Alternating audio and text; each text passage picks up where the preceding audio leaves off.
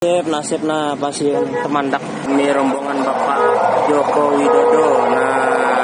Ambulans yang tertahan saat rombongan Jokowi lewat tengah viral di media sosial. Video itu direkam oleh sopir ambulans. Sopir yang merekam ketika aparat kepolisian sedang memberhentikan mobil ambulans dan menjaga agar tidak bergerak maju lantaran ada rombongan Presiden Jokowi yang lewat. Sopir juga menunjukkan ada seorang pasien tengah terbaring dalam ambulansnya. Saat itu Jokowi mengunjungi Bumi Habaring-Hurung, Kota Waringin Timur, dalam rangka kunjungan kerja untuk meninjau pasar dan pembanisasi pada Rabu, 26 Mei 2024. Ketika rombongan RI1 melintas di Jalan HM Arsyad Sampit Kotim tepatnya di depan RSUD Dr. Murjani, ambulans tersebut juga hendak masuk ke rumah sakit hingga terpaksa harus bertahan. Pasien bernama Sriati, 85. Saat dibawa ambulans, Sriati disebut tengah dalam kondisi kritis. Sementara kini, kondisi Sriati masih terbaring lemas di atas kasur pada ruang depan rumahnya, sembari memulihkan kondisinya. Rupanya tak hanya sekali, ambulans ternyata sempat diberhentikan sebanyak 2 kali oleh petugas pengamanan jalur rombongan Presiden Jokowi.